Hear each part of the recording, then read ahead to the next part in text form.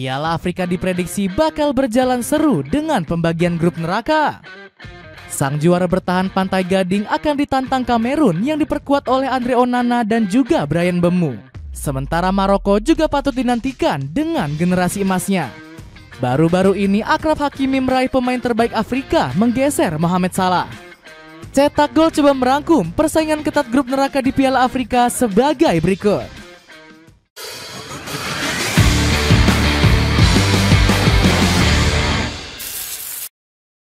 Dipenuhi banyak grup neraka. Sebentar lagi jagat sepak bola bakal disuguhkan tontonan menarik dari benua Afrika. Pasalnya perhelatan AFCON 2025 bakal segera digelar mulai bulan Desember hingga Januari 2026.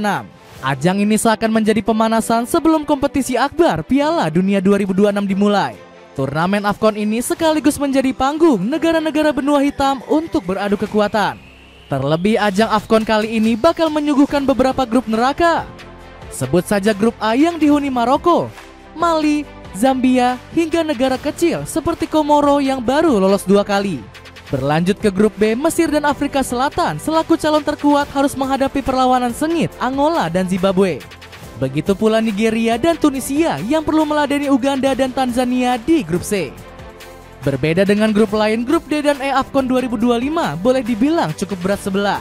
Sebab Senegal dan Aljazair yang punya kekuatan superior nyaris tak tersentuh tim lainnya. Namun dari grup-grup tadi tidak ada yang lebih seru dibanding grup F. Kelompok ini dihuni oleh 3 raksasa sekaligus seperti Kamerun, Gabon, dan sang juara bertahan yakni Pantai Gading. Ketiganya bakal beradu dengan Mozambik selaku underdog yang layak diperhitungkan.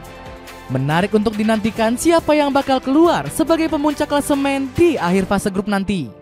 Di sisi lain, AFCON 2025 ini sudah menunjukkan level persaingan keras sejak babak kualifikasi. Terbukti timnas Ghana saja harus gagal lolos ke turnamen 2 tahunan tersebut. Padahal pasukan Black Star sendiri termasuk salah satu unggulan di benua hitam. Mereka juga diperkuat Mohamed Salisu hingga Antoine Semenyo yang sedang naik daun di Liga Inggris.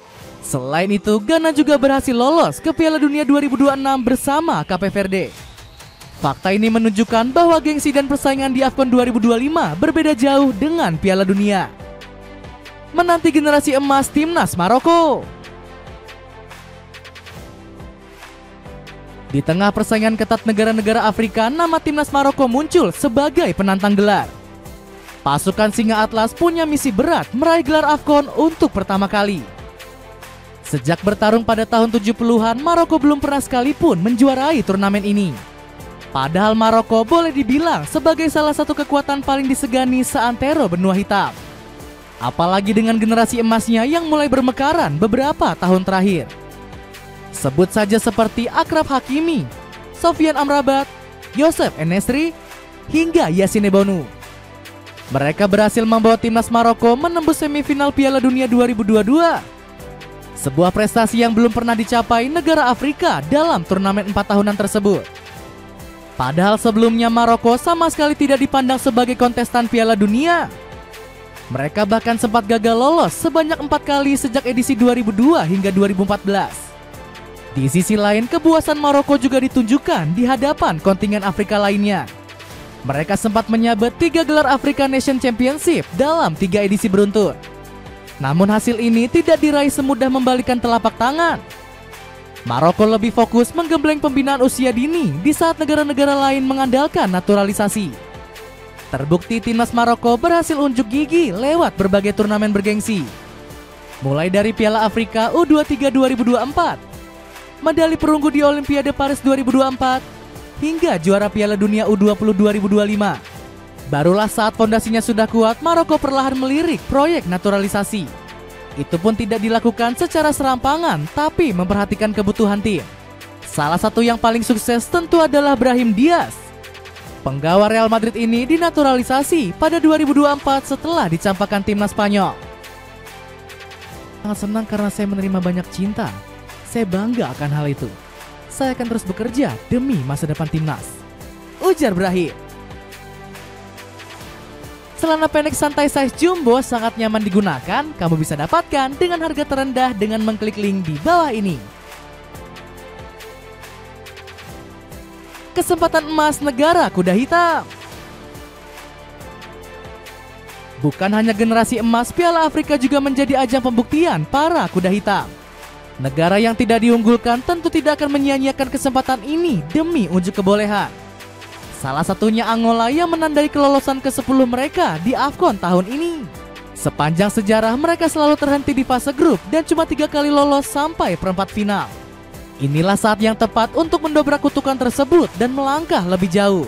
Sebab Angola termasuk salah satu negara underdog yang pemainnya banyak berkarir di luar negeri. Tak tanggung-tanggung tahun ini jumlahnya mencapai 18 pemain. Di antaranya termasuk Zito Lufombo yang berkarir di Cagliari dan Rui Modesto asal Udinese. Hal serupa juga bisa dilakukan oleh Uganda yang mempunyai 19 amunisi award. Negara yang beribu kota di Kampala ini punya ambisi mengulang kejayaan di tahun 78 saat menembus final AFCON. Berbeda dengan dua tim tersebut, Afrika Selatan lebih banyak mengandalkan bintang lokal. Terbukti tuan rumah Piala Dunia 2010 ini cuma memiliki 4 pemain yang berkarir di luar. Yang paling terkenal adalah Lyle Foster yang kini membela Burnley di Liga Inggris.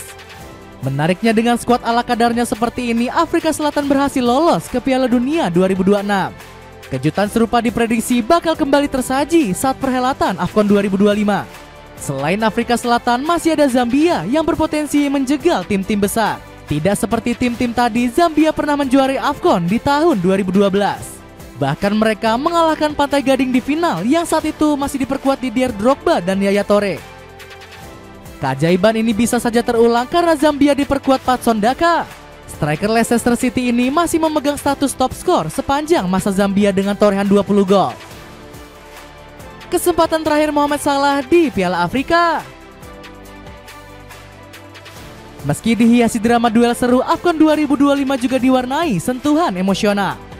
Pasalnya perhelatan ini bisa menjadi kesempatan terakhir Mohamed Salah mengukir prestasi untuk timnas Mesir. Sejak debut pada 2011, penyerang Liverpool ini belum mampu membawa satupun piala ke Kairo.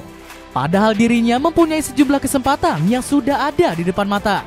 Contohnya AFCON 2017 ketika Mohamed Salah menggendong Mesir ke partai puncak. Sayangnya perjuangan mereka justru berakhir anti klimaks usai ditaklukkan timnas Kamerun. Begitu pula final AFCON 2022 yang mempertemukan Salah dengan Sadio Mane. Sejarah kembali terulang setelah Mesir tertunduk di hadapan Senegal melalui adu penalti. Sementara di edisi lainnya, perjalanan Salah dan Mesir tidak pernah berjalan mulus. Mereka selalu kandas di babak 16 besar termasuk di edisi terakhir 2024.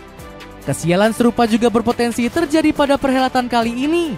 Sebab Salah sudah tak muda lagi dan kemampuannya menurun drastis dibanding sebelumnya. Terbukti Salah gagal mengamankan gelar pemain terbaik Afrika 2025. Dirinya dikalahkan Achraf Hakimi yang sedang naik daun dan berjasa untuk Paris Saint-Germain. Sementara itu, Salah justru sedang melewati masa-masa sulit bersama Liverpool. Bahkan dirinya sampai dikritik Emile Heskey karena dianggap sebagai beban The Reds. Saya pikir dia sedang menurun karena faktor usia. Bagaimanapun, Salah merupakan ancaman. Saat dia tidak mencetak gol, Liverpool seperti bermain dengan 10 pemain. Sepatu lari dari Hoka kini dapat potongan harga hingga 40%. Cek linknya di bawah ini ya. Itulah ulasan persaingan ketat grup neraka Piala Afrika 2025. Bagaimana pendapatmu? Tim manakah yang bakal keluar sebagai pemenang tahun ini? Coba tulis pendapatmu di kolom komentar di bawah ini.